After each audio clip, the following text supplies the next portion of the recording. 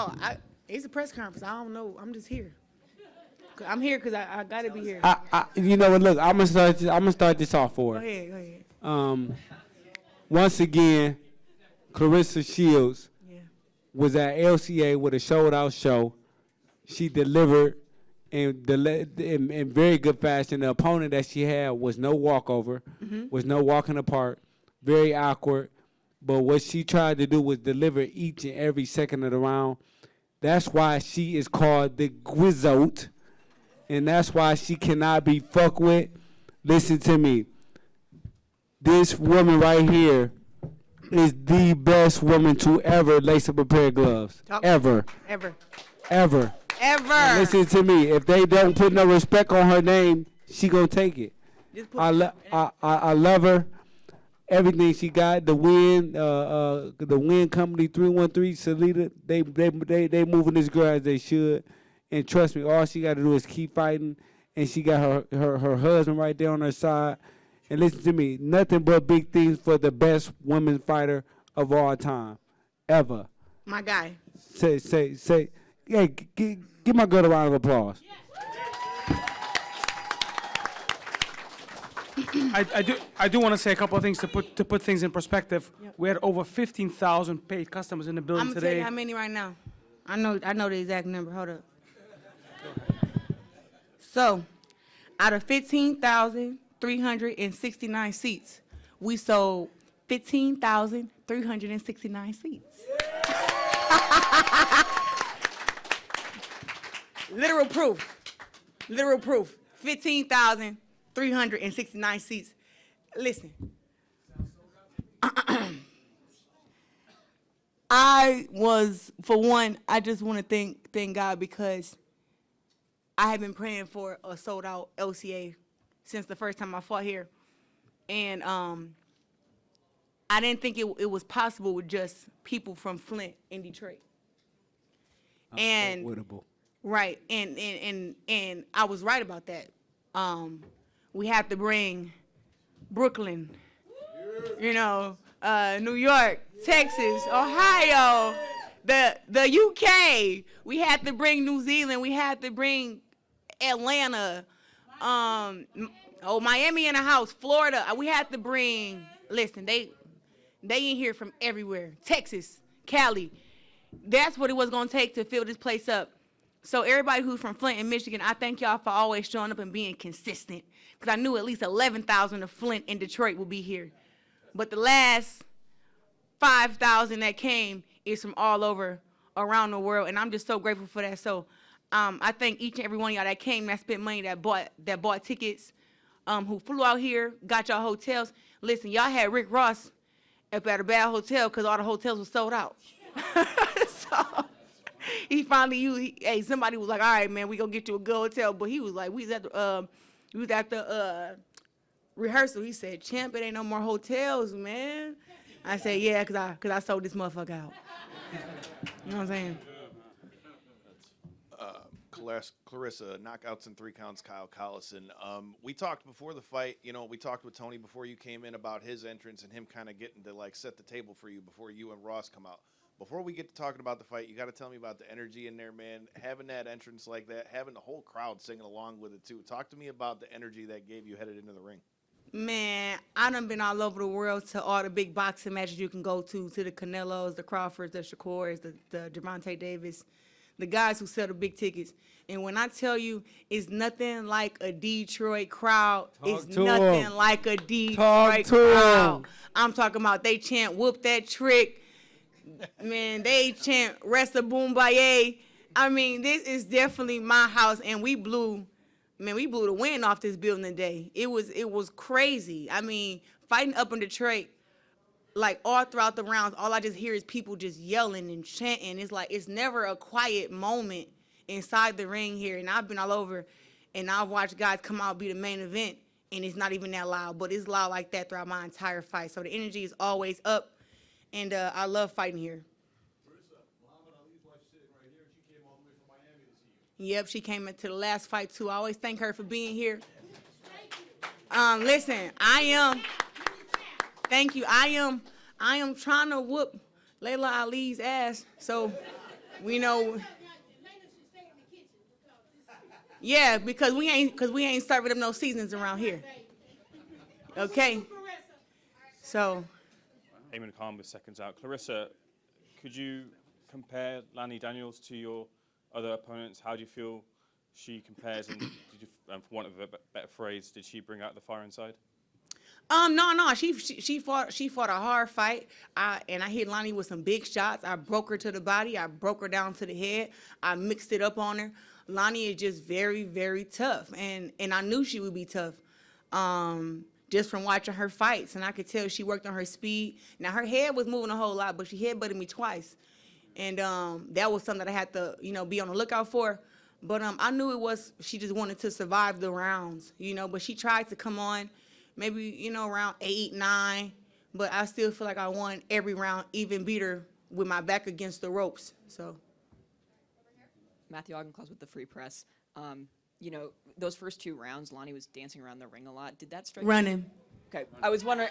I was going to ask if that was struck you more as a strategy or just nerves on her part, and how you kind of dealt with that early. I don't think Lani knew, or she knew how strong I was and knew how much bigger I was than her, and she didn't want to feel that power in those first 2 rounds. And I think she was scared. I think she was like terrified, but. After the first 2 rounds, after cutting the ring off and I hit her with a couple body shots, she slowed down. And that's why she kind of had to fight me. And when we started to turn into the fight, I think it was round 6 or 7, I was looking across the ring and I was looking like, oh, Lani want to quit. So I went out there and I picked up on the gas, but I think I didn't place my shots completely right. So I didn't break her down enough. But she started being real awkward, throwing real awkward shots. And Lani got some heavy hands. I could tell if she hit her hands together. I said, why her gloves something like that? She got some heavy hands. So yeah, I pay attention to everything. Beginning of the round, then I hit my gloves. I said, my stuff don't sound like that. Something going on. So Lani was tough. She had big hands, and look, she may have been kind of afraid early on, but she put her big girl panties on and fought me a little bit, and was able to put on a great show in front of 15,000. When do you feel like Lani was able, because there's a difference in a Claressa Shields promotion between the hype and then actually being in the ring. When do you feel like she said, oh, wow, this is different? Was it first, second round? When did you feel that she kind of recognized what she was dealing with?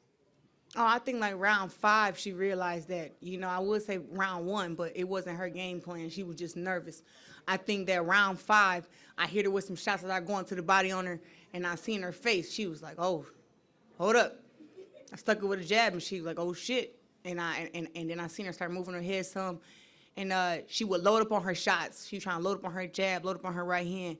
And I was trying to get that counter off on her. But I was just a second off, I think.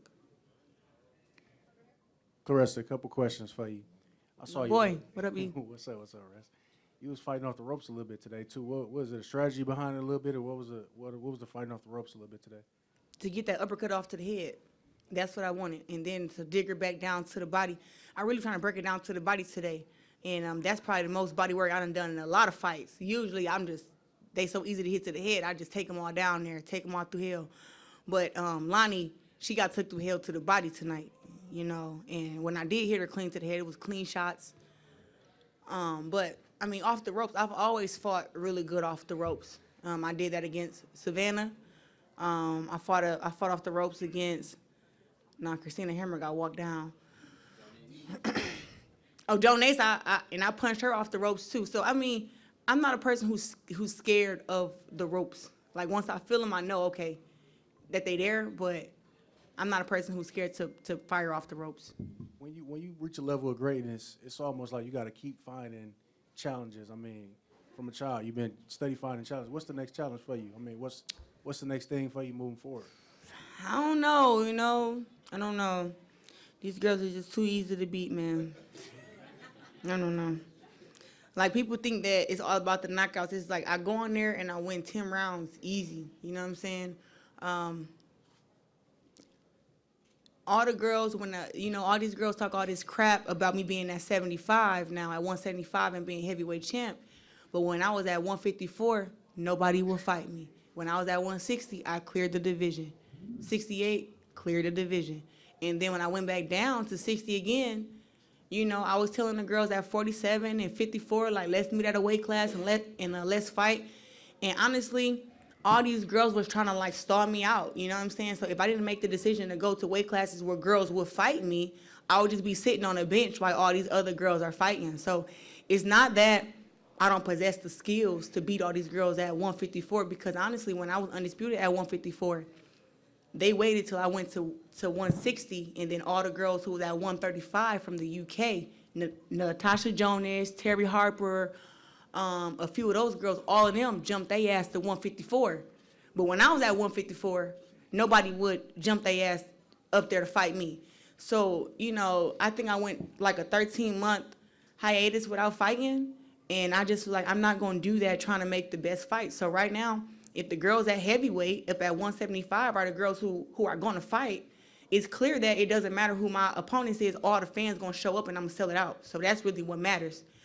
And, you know, we're going to have a great promotion and let the people get, you know, familiar with my opponents. But I literally possess the best skills in women's boxing. And all these girls do all that chit-chat, but nobody wants to meet me at 60. I think Michaela Mayer been saying something about meeting me at 154. If she's serious, we can get cracking. But it got to be a contract sign, and it got to give me enough time to get down there and make that weight healthy, because then I'm going to go out there and show her that my skills is better compared to none. You know what I'm saying? Like my skills are the best, and I fight against her too. But it's not no other girl who's at a smaller weight class who's calling me out to meet me at 154 to fight, but Michaela Mayer. So I'm going to stay at heavyweight and hopefully get the big fights with Franchon Cruz, Sheikh Keneally. I want to fight Layla Ali. You know, we put up the $15 million for the fight. We ain't heard nothing back yet. Hopefully she saw the fight tonight and say, you know what, I think I can take her. So hopefully she saw it tonight and she tell us yes, but I just want to make the best fights and the biggest fights. And that's against whoever. And to all the younger and all the little small girls, I be telling them, shut y'all little ass up. For real, shut up. Because I really hit too hard for them. But if they want to come to 54, that's the lowest I can go. And I want to tell Chris Cyborg, she still fucking suck. Eric, I want to add to what Clarissa's saying. Claressa has accomplished an incredible thing for women's sports and for women's boxing. Like Muhammad Ali, like Sugar Ray Leonard, like Floyd Mayweather, like Canelo. Claressa is in charge of her career. So she's helping bring those that are dear to her, Samantha Worthington, Leon Lawson, Jaquan McElroy, and Claressa is on top of all the business decisions. And these great fighters, they set the trend. They make their brand. They're involved in the promotion. We're just there to service her, but Claressa is really the boss. And for a woman in today's day and age to be the boss and to show the world that I can take care of my business, I'm the head, that's really incredible. And one of the reasons why she's a leader inside the ring and a role model outside the ring as well. And that story is going to be told bigger and wider, you know, as Claressa's career develops and her superstar grows. Claressa, WNEM TV5 Sports, Austin Sumwitz. You've been stacking accolades, it just seems, over time. I mean, selling out Little Caesars Arena, defending your titles tonight. You also just recently got announced that you'll be inducted in the Michigan Sports Hall of Fame. That's crazy. And talking about, well-deserved, well-deserved. Wow. Talking about just like, I mean, you wear the state, city of Flint, Detroit, the state of Michigan, you wear that on your sleeve, you wear that on your heart. And just to be put amongst so many incredible names in Michigan sports history, it just shows the way that you've transcended just boxing. I mean, can you talk to me just about this nomination, this induction, and just how this feels for you? Everything happens early for me. Like the Olympics when I was 17, and then I go back and do it again when I was 21, and then the biopic when I was 29, The Fire Inside, and now to be a Hall of Famer, and you know, to be the only 4-time undisputed champion in boxing. Like everything happens for me early, and I think it happens like that because I work the hardest and I sacrifice the most, you know, and it all feels, it feels surreal to me. I'd be really shocked. Like when they came and told me I would be in the Hall of Fame, I was like, how? I thought you had to be retired. So, yeah, I guess so. And you know, I want to say, I thought that God blessed me to be a great boxer just to be a great boxer. And no, but God blessed me to be on this journey and be number one at what I do, because he wants me to tell everybody my story, and they can know that if I made it out from where I come from, you can make it out from where you come from too. So, like, yes, it was to be the best women's boxer, but it was to be so big that I can tell everybody, yeah, I'm the best woman boxer, but this is why. You know, and I think people want to hide what they went through and how they went through it. But I think that me being so open gives the trench babies like me a lot of hope that we can still make it, because sometimes it doesn't feel like that. And those are the kids that I want to help. Like, I don't want to overlook the kids who aren't, you know, in the trenches and who aren't poor, but the kids who are in the trenches, who are poor, who got the dads in jail and stuff, those are the kids who feel the most hopeless. And that's where I come from. And so those are the kids that I want to inspire. I want them to see me and see a reflection of themselves and say, okay, that's me. I can be like her, you know? And that's just what I've been proven to do. So to be able to do what we did tonight with over 15,000 fans, being walked out by Rick Ross, you know, I don't even think girls get walked out by rappers for real. You know what I'm saying? They ain't rocking with you, see. Nah. I feel like I'm the only one doing it how I'm doing it. So, I mean, just to see everything, it just has been so crazy. And I have to say it again, thank you for everybody who came, who supported, who bought a ticket. And I can't wait to fight again, okay? We're going to do it again. You hear me? Kobe and Sure. Shaq, you hear me? Because that was crazy. They weren't ready. So one last thing I want to leave all of you with. I've been working with the biggest fighters and the best fighters and the biggest fights in the history of the sport for over 30 years. And I was saying, you remember that day, for every great fighter, you remember that day where pop, they broke through the ceiling and life was never the same again. So every one of you, remember this day, because Claressa Shields had an amazing career, but today is the day she popped through the ceiling. And once you pop through, it goes bigger and it goes faster and it goes better. And there's 100 reasons why it happened, but it happened today. And we're all going to look back and remember we were here the day that she took off. I can remember the day Floyd Mayweather and Oscar De La Hoya took off. Today's Claressa Shields' day, and it's going to be her day forever. So thank you. Thank you.